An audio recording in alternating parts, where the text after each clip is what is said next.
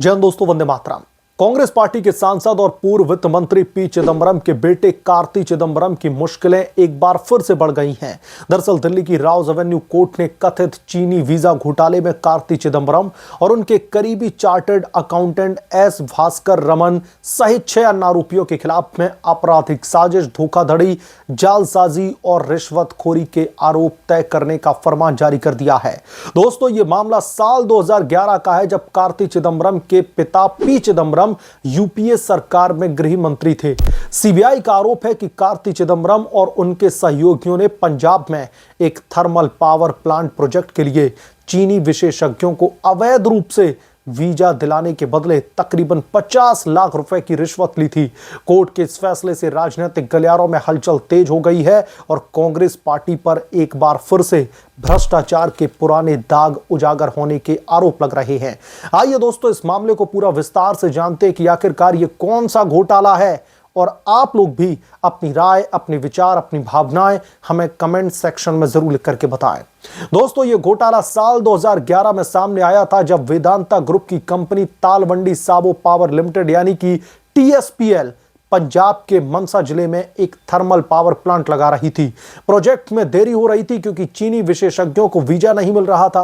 नियमों के मुताबिक प्रोजेक्ट पहले से स्वीकृत होने पर ही विदेशी कर्मचारियों को वीजा जारी किया जाता है, लेकिन टीएसपीएल का प्रोजेक्ट उस समय अस्वीकृत था क्योंकि मंजूरी उसकी मिली नहीं थी, तो फिर वीजा कैसे मिल सकता है। सीबीआई के मुताबिक कंपनी के प्रतिनिधि ने कार्ति चिदंबरम के करीबी एस भास्कर रमन से संपर्क किया।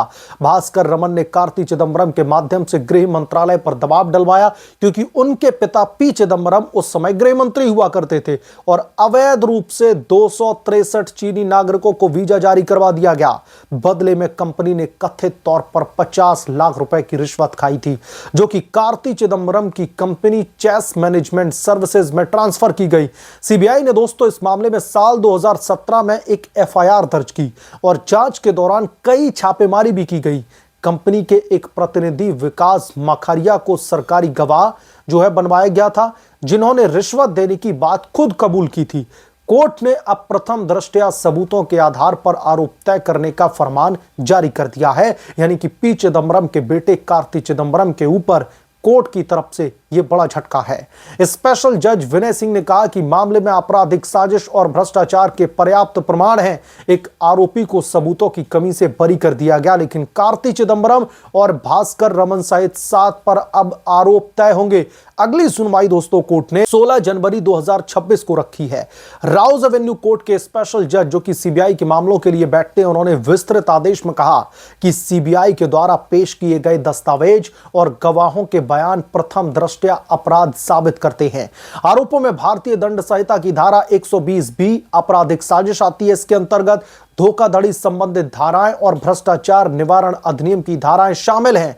भास्कर रमन पर सबूत नष्ट करने का भी गंभीर आरोप मढ़ा गया है, जिसे उन्होंने सिरे से खारिज कर दिया। कार्ति चिदंबरम ने दोस्तों खुद को निर्दोष बताया और कहा कि यह राजनीतिक साजिश है। ये एक बहुत अच्छी लाइन रट ली है नेताओं ने कि जब भी इनके खिलाफ में कोई कार्रवाई होती है तो इन्हें इसमें पॉलिटिकल वेंडेटा ही दिखाई देता है, लेकिन कोर्ट ने उनकी तमाम दलीलों को सिरे से खारिज कर दिया। यह फैसला कार्ति चिदंबरम के लिए बड़ा झटका है, क्योंकि इससे अब इस मामले में ट्रायल शुरू होगा, जिसमें गवाहों की परीक्षा और क्रॉस एग्जामिनेशन होगी। दोस्तों, यदि दोष सिद्ध हो जाता है तो फिर लंबी सजा भी इस मामले में होने की संभावना है। राजनीतिक विश्लेषकों का कहना है कि यह मामला यूपीए सरकार के कार्यकाल के भ्रष्टाचार को फिर से उजागर करता है, जहां पर मंत्री पद का दुरुपयोग करके रिश्वतखोरी के आरोप लगे। उनके पिता गृह मंत्री थे तो कुछ भी कर लेंगे, किसी को भी वीजा दे देंगे लीगल तरीके से। कांग्रेस ने कोर्ट के फैसले को राजनीतिक प्रतिशोध करार दिया। पार्टी प्रवक्ताओं का कहना है कि मोदी सरकार सीबीआई और इन्फोर्समेंट डायरेक्टोरेट जैसी एजेंसियों का दुरुपयोग करके विपक्षी नेताओं को निशाना बना रही है। कार्ति चिदंबरम ने कहा कि यह पुराना मामला है जिसमें कोई भी ठोस सबूत नहीं है, यह सिर्फ मुझे बदनाम करने की कोशिश है। पूर्व में भी कांग्रेस पार्टी ने ऐसे मामलों को दरअसल वेंडेटा पॉलिटिक्स बताया था, लेकिन विपक्षी दलों के लिए यह चुनौती है कि उनके कई नेता भ्रष्टाचार के मामलों में घिरे हैं, जो उनकी नैतिकता पर सवाल खड़े करते हैं। कार्ति चिदंबरम पर दोस्तों यह मामला नया नहीं है। पहले इनकम टैक्स डिपार्टमेंट की तरफ से छापों में विदेशी संपत्ति और अन्य अनियमितताओं के आरोप लगे। उनके पिता पी चिदंबरम पर भी आईएनएक्स मीडिया और एयरसेल मैक्सिस जैसे मामलों में जांच हुई। यह पूरा का पूरा प्रकरण कांग्रेस पार्टी के परिवारवाद और भ्रष्टाचार की पुरानी छवि को फिर से जीवंत करता है। साल 2014 के बाद से कांग्रेस पार्टी लगातार ऐसे मामलों से जूझ रही है जो उनकी चुनावी हार का एक बहुत बड़ा कारण भी माना जाता है। दूसरी तरफ सीबीआई का कहना है कि जांच पारदर्शी है और सबूतों पर आधारित है। दोस्तों, यह मामला राष्ट्रीय सुरक्षा से भी जुड़ा है क्योंकि चीनी नागरिकों को अवैध वीजा देना संवेदनशील मुद्दा है। विशेषज्ञों का मानना है कि कोर्ट का यह फैसला न्यायपालिका की स्वतंत्रता को दर्शाता है। अब मैं जरा वेंडेटा पॉलिटिक्स की बात कर लेते हैं। जो भी विपक्षी दल ये कहते हुए दिखाई दे रहे हैं कि ये सब कुछ पॉलिटिकल वेंडेटा के तहत किया जा रहा है, सीबीआई इन्फोर्समेंट डायरेक्टोरेट का बेजा इस्तेमाल कर रही है सरकार, थोड़ी देर के लिए इन विपक्षी नेताओं के इन आरोपों को मान भी लेते हैं कि ईडी या फिर सीबीआई के ऊपर सरकार की ओर से दबाव डाल करके इस तरीके के मामले जो है विपक्ष के नेताओं को परेशान करने के लिए बार बार कुरेदे जाते हैं। तो यहां पर समझने वाली बात यह है कि कोर्ट में बैठे जज साहिब तो मोदी के इशारे पर फैसला नहीं देते।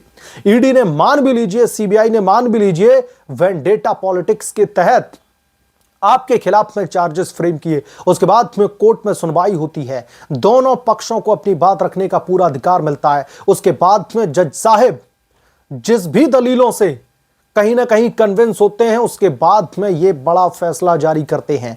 तो वेंडेटा पॉलिटिक्स कहां है?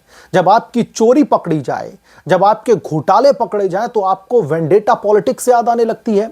गृह मंत्री हुआ करते थे जब पी चिदंबरम, तो कार्ति चिदंबरम के लिए तो ऐसा था कि भाई पिताजी बैठे हुए गृह मंत्रालय में, कुछ भी कर लीजिए, किसी को भी वीजा दिलवा दीजिए, सब कुछ गृह मंत्रालय के ही तो हाथ में है। तो जब सैया भाई कोतवाल, तो फिर काहे का डर, इसीलिए उस समय घोटाला किया गया। 50 लाख रुपए की जो कथित तौर पर घूस ली गई, रिश्वतखोरी की गई जांच एजेंसी के मुताबिक, और उसी के बेसिस पर यह आरोप तय किए गए हैं। तो उन आरोपों को आप वेंडेटा पॉलिटिक्स कैसे कहिएगा?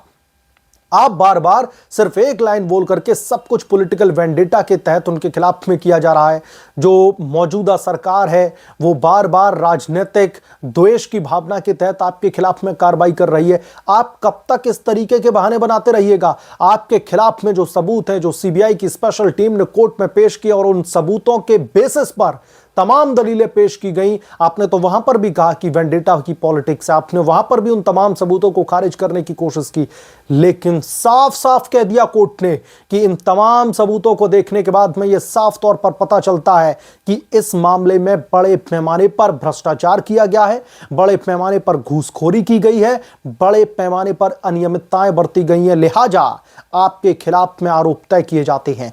अब 16 जनवरी 2026 को दोस्तों इस मामले में ट्रायल शुरू होगा, और पी चिदंबरम जो यूपीए सरकार में गृह मंत्रालय भी उनके पास में रहा और वित्त मंत्री भी रहे, अब उनके बेटे कार्ति चिदंबरम जो खुद भी सांसद हैं, उनके ऊपर अब एक ये बड़ी मुसीबत आन पड़ी है। मुसीबत नहीं कहूंगा, पुराने कुकर्मों की सजा है। जो घोटाले उन्होंने किए हैं, अभी उन्हीं घोटालों के तहत कोर्ट के फैसले आ रहे हैं, उन्हीं घोटालों का हिसाब आ रहा है। क्योंकि साल 2014 तक यूपीए की सरकार में घोटालेबाज जिस तरीके से फल फूल रहे थे, घोटालेबाजों को तो कोई चिंता ही नहीं थी, क्योंकि कांग्रेस पार्टी की सरकार खुद घोटालों में जो है गर्दन तक दलदल में दबी हुई थी। अब 2014 के बाद में जब केंद्र से सरकार बदली, तो घोटालेबाजों का एक एक करके कच्चा चिट्ठा निकाला गया, तो पता चला कि हमाम में तो सभी नंगे हैं। तो इसीलिए कोर्ट के इस फैसले के बाद में अब एक बार फिर से राजनीति गर्माती हुई दिखाई दे रही है। कोर्ट के इस फैसले से पी चिदंबरम, कार्ति चिदंबरम और समूची कांग्रेस पार्टी में भयंकर खलबली मच गई है। बहरहाल, क्योंकि जो इस मामले में जो लाखों रुपए की घूस ली गई, और गृह मंत्रालय ने जब यह फैसला लिया, अवैध तरीके से जो भी 200-250 नंबर बताए गए इन चीनियों को बुलाया गया हिंदुस्तान में, इलीगल तरीके से नेशनल सिक्योरिटी को स्टेक पर रख दिया गया, तो सवाल यहां पर यह भी उठता है कि गृह मंत्रालय ने इतना बड़ा दोस्तों फैसला लिया, तो यह फैसला गृह मंत्रालय का प्रधानमंत्री के भी तो ध्यान में होगा। प्रधानमंत्री की सहमति के बिना गृह मंत्रालय ऐसे तो कोई फैसला ले नहीं लेगा, तो यकीनन तौर पर कई लोगों की सांठ गांठ रही होगी। तो इसीलिए कांग्रेस पार्टी भी डरी हुई है, बौखलाई हुई है कि कार्ति चिदंबरम के ऊपर जो ये कार्रवाई चल रही है, क्योंकि इसके तार सीधे सीधे यूपीए की सरकार से जुड़े हैं, तो यकीनन तौर पर इनके भी नाम कहीं ना खुल जाए, क्योंकि कार्ति चिदंबरम या फिर पी चिदंबरम के ऊपर गाज गिरेगी तो यकीनन तौर पर तोते की तरह पट पट पट सब कुछ बोलना शुरू कर देंगे। बहरहाल आप क्या सोचते हैं इसके बारे में, आपकी क्या राय है, हमें कमेंट करके जरूर बताएं। जल्द मिलूंगा किस दूसरे बड़े अपडेट के साथ में, तब तक के लिए धन्यवाद। अगर आप लोग चैनल पर नए हैं तो प्लीज चैनल को सब्सक्राइब करें, साइड में बेल आइकन को जरूर प्रेस करें, ताकि जब भी मैं कोई बड़ी खबर लेकर आऊं तो इसकी जानकारी सबसे पहले आपको मिले।